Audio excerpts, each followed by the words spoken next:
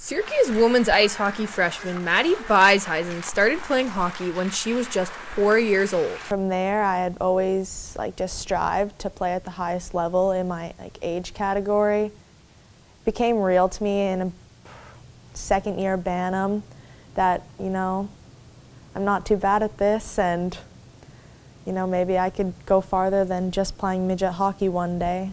It's always been a dream to play at the Olympics, but I guess breaking down those dreams, when I got into Bantam and midget, just realizing that if I worked hard enough, I could maybe make Team Ontario or Team Canada one day for the U18s.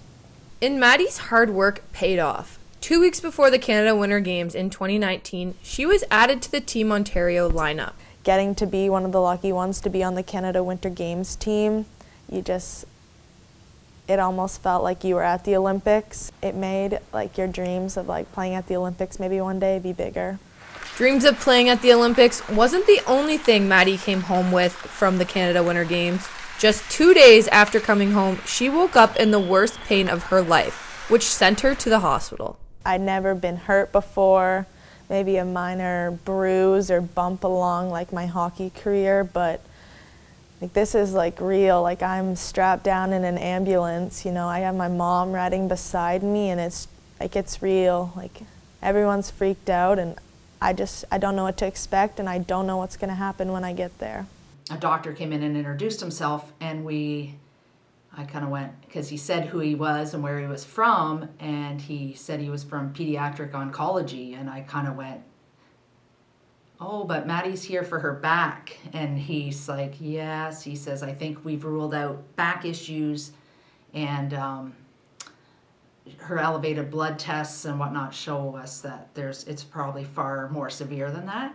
I was in quarantine for the first 2 or 3 nights, and my parents, they didn't even know what was going on, and I looked to them for, advice on how to get through this, and they didn't have answers, the doctors didn't have answers, and that it just left me wondering, where am I going to be in a few months or in a few days? What's really going on? So you're sitting there going, this can't be happening, and it's happening. Madi and her parents had many doubts. Her hockey career was one of them.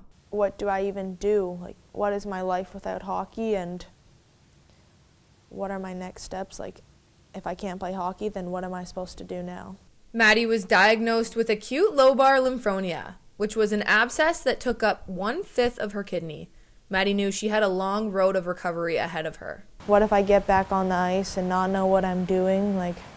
The first few days or practices, it felt like I forgot how to hold my stick. Despite Madi's drive to get better on the ice, she was given some advice from her former coach, Chad Campbell. He just reminded me that,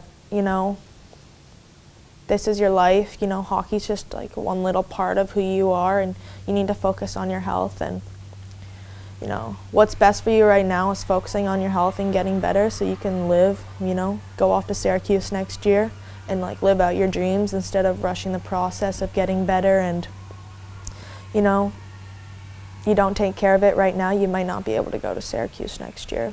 Madi Beishuizen hit the ice flying this fall for the Syracuse Orange. The freshman forward has been a vital component for the Syracuse offense, playing in key roles for the team.